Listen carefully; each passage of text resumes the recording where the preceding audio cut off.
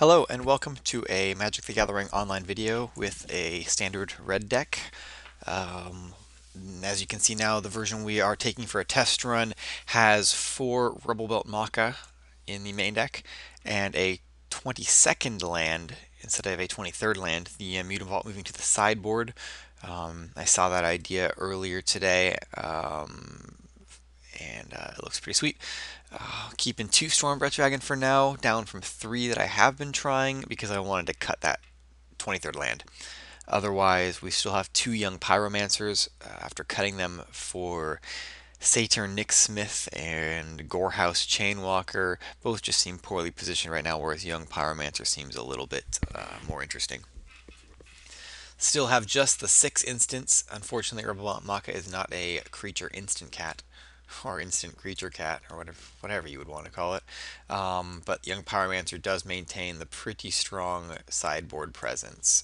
It's essentially, I guess Pyromancer itself could be in the sideboard. The thing is, none of these sideboard cards I want more than a 2-drop that plays nicely with Burning Tree Emissary. So this is the deck. We are going to load up a standard queue. Oh my goodness. Let's get this quick. Got it, just in time. Alright, round 1 against an unknown opponent. We have a hand that is strong, actually quite strong, I think. 1-drop, 2-drop, and potential to double up on Pyromancer before casting the Lightning Strike. So it's not the greatest hand because it does not have any Ash Zealots, no Burning Tree Emissaries, nothing especially sweet.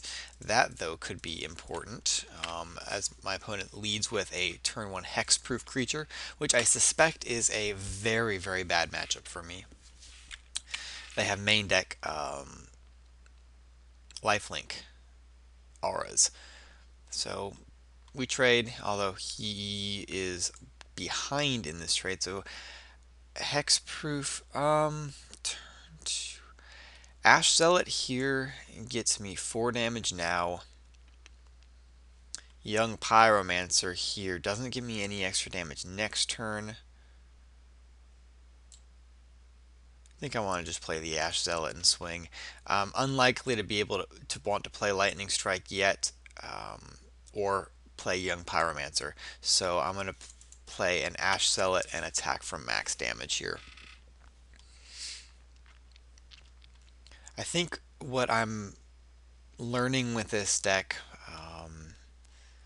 more and more often, Ash Zealot is the default turn 2 play. There are a lot of 2-drops in this deck, and sequencing your 2-drops could be, let's see, if this is the Lifelink Aura, we're in big trouble. If it's anything else, so yeah, he's going to gain 5 life here. This game is pretty much unwinnable, I think.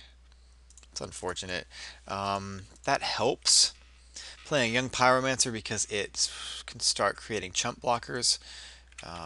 It's likely this thing will get bigger next turn, but this is pretty much the worst possible matchup for a lot of decks in the format. Auto lose to this hexproof deck. Oh man, this is good enough for me. I don't think I need to see more. Can I learn more? I guess I can learn more about what's in his deck. Unlikely that he's going to see something in mine that. Let's see. Chandra's Phoenix, that help? Gets him to 13. I'm basically just trading life. No, this is not going to happen. Alright. Or can I make... No, first strike. Yeah, concede. Alright. Post board. Let's see if there's anything we can do. This is outright bad. I might need to do something like that.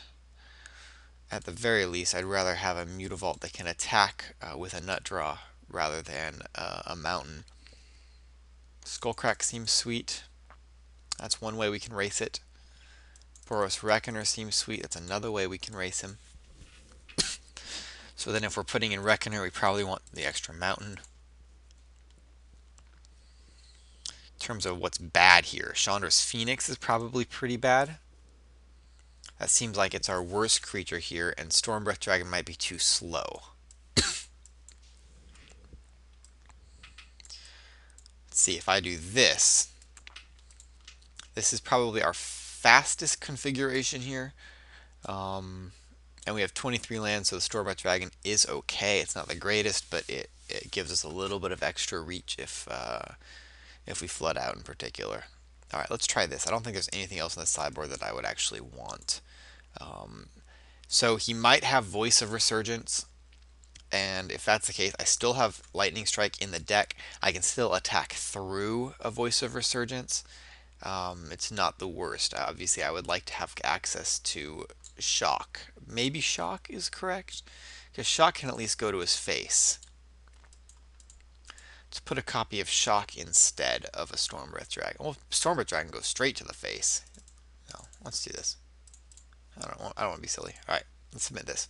Yes, I'll play first. Absolutely. This is awkward, awkward, awkward. No, yeah, I gotta mulligan this. I have a 1-drop, but I can't afford to stumble. This I will keep. This is not quite fantastic. It's close. It's close. I'm not gonna mulligan it, but let's go there and a Cackler so we can attack through the 1/1. Unlikely that he would chump block a Fire Drinker Satyr, but just in case, I don't want to lose it since I don't think my hand can. Normally, I wouldn't mind trading Fire Drinker Satyr for his Hexproof guy, but the times where he would trade his Hexproof guy is a time where I don't want to be trading my Satyr for it. So, my opponent is deciding very tough decision whether to force a will this Rakdos Cackler.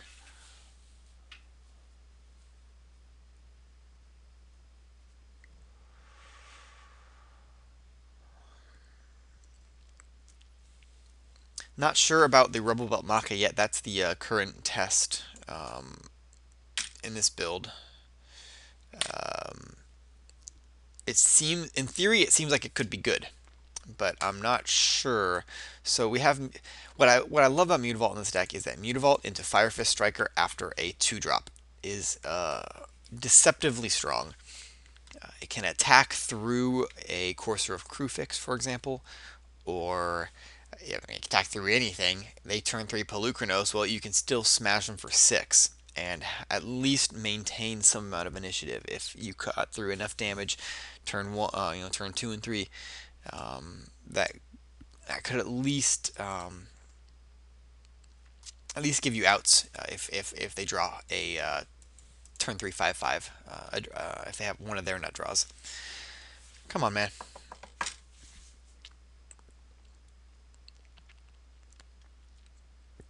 I think about Moto. I do appreciate the clock. I think it is a vast improvement over what we're forced to use with paper magic. And by necessity, obviously, you could not use a Moto clock in a like a chess clock kind of thing in a magic tournament. I don't think. But I really don't like it, especially with double queues. People who do double queue, if you do, it's fine. It's the clock is a way to win. There's nothing wrong with using your full 25 minutes in a tournament. It is just a little frustrating to play against in some cases. So I don't do it myself. I don't particularly begrudge people who do. I don't know if my opponent is in that case. He could have a screaming kid on the other side. For all I know. Yeah, I'll go ahead and play Mutavault, play Fire Drinker Satyr, and attack. It's a very good start for me. Let's see which one is which. I hate my Moto, my version. Something is wrong with it, and so it does not pull up the tooltips every time. It sometimes does. I just have to convince it. Come on. I just want to know which Mutavault I can attack with. I get it wrong every single time when I guess. Let's try this one. Do you want to tell me what you are? Come on. I will pause the video and load this on my laptop if I have to. There we go. Summoning Sick. This one. Tap that one to add a mana. This is a 2/2 creature. And yes, I will attack before casting a creature of my own. If he has Shock, for example, I want him to cast it without full information.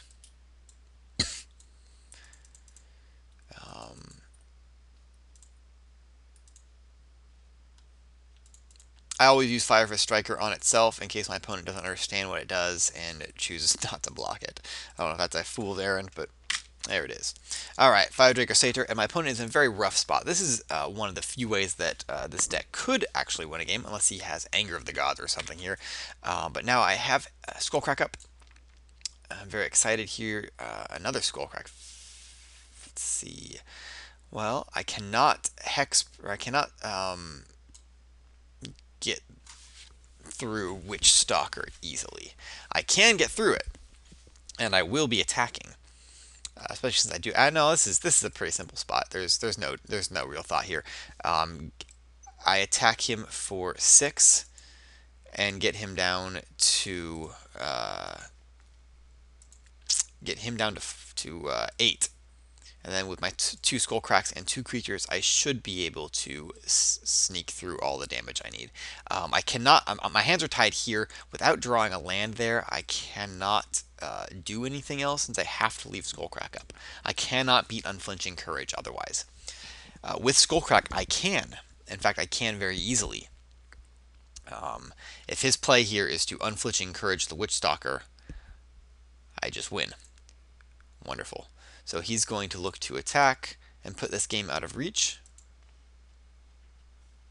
And I Skullcrack him for the win. I will not block.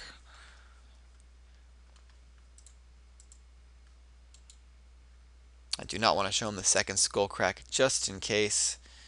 There's really no reason to, for one.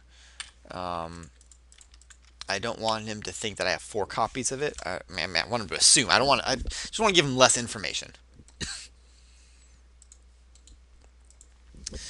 Now, as for the configuration there, I was lucky that he had his slower draw with Witch Stalker instead of a faster one, since he had to wait until turn 4 to attack with his Unflinching Courage. Do I want to change anything? I have not seen Voice of Resurgence yet, although not every list runs them. If he's running any kind of budget version, he definitely isn't. We have not seen a Fleece Mane Lion either, though. I think we're going to keep it the same here. Chandra's Phoenix is intriguing because it does get through damage where other things can't. So maybe that is what I want. No, he doesn't have enough creatures to have to worry about that, I don't think. I'm going to keep it as is. The Fire Fist Striker is pretty bad, but it's just a dumb 2-drop. I need a dumb 2-drop. Let's submit it as is.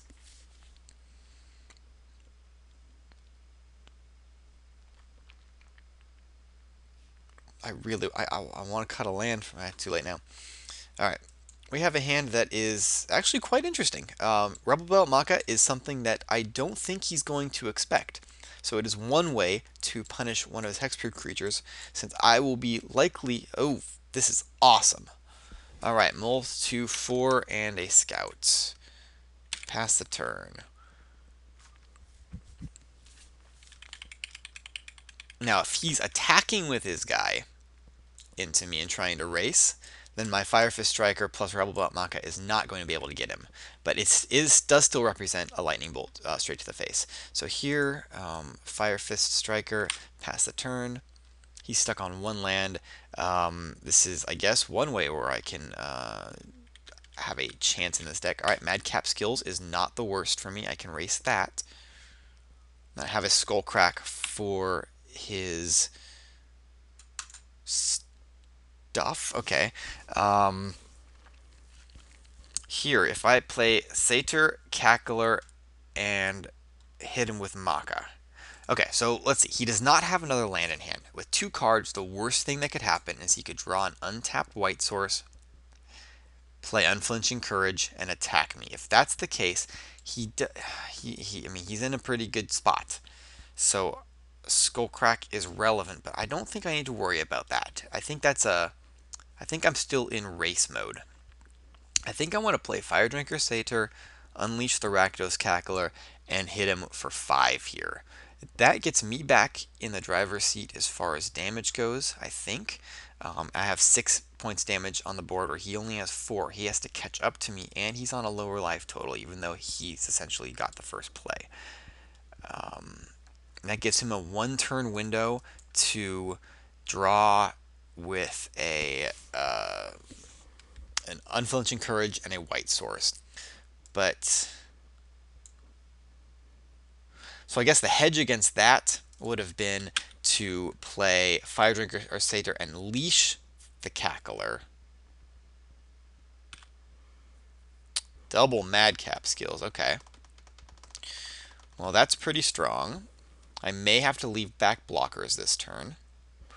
Or I have a Boros Reckoner, which is the best blocker to leave back. So yeah, I can attack with Satyr and Cackler, play a Boros Reckoner, again, 1 turn window, where I'm screwed if something bad happens. But I'm not going to be blocking with the Satyr anyway. I'm not going to be blocking with the Cackler anyway. And this gets me enough of a board presence, I think, that I will F6. This gives me enough of a board presence that I can race. He has to have a white source here to punish me, either with Unflinching Courage or with the +1/+1 and First Strike. Plus for each enchantment and First Strike. I don't recall the name of that. Alright, if he attacks, I do block. I'm not going to go to... what can he punish me with here? Gore Clan Rampager does, but he will still take 3 damage, and it prevents me from dying. So I guess there's that. Gore Clan Rampager for 11. 4. He puts me to 1. His guy dies, and he takes damage.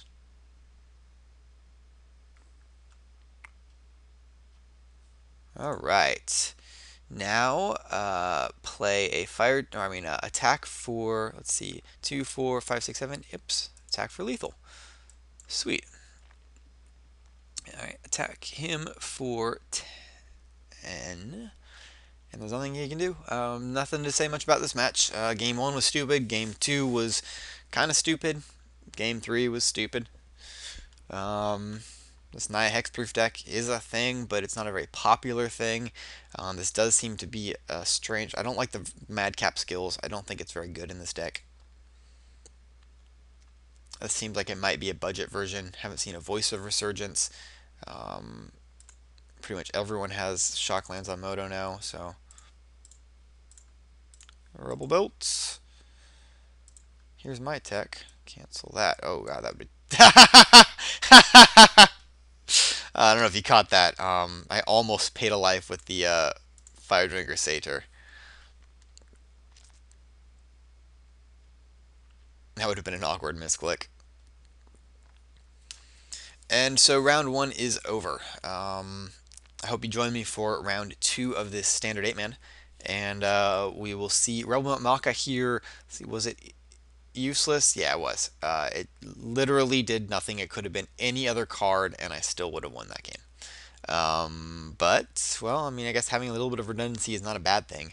So, while we wait for my opponent to decide whether he accepts his fate or not, or perhaps he has a misdirection. No, I guess he can't. I'm not casting a spell. He could have 2 Goblin, or what's the Red Spirit Guide, into Manamorphose, into anything. Stifle. Can you stifle this? I don't know. Trigger activated ability. Yeah, I guess it's an activated ability.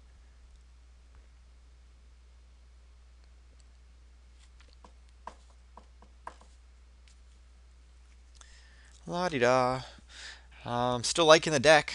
Just got my cards in the mail from Strike Zone. They're a card dealer based near here in Houston, Texas. I think they might actually be in Clear Lake, technically. They're in the southeast side of town. But they offer, as far as I've found, they offer the best prices in, at least on an on-demand, non-auction based system, the best prices on the internet. Not that I don't get anything for saying that. I just really like their service, and Um, highly recommend them. Anyway, I'm just going to pause it here. My opponent is dead on board. There's really no reason to continue this. And see you for round two.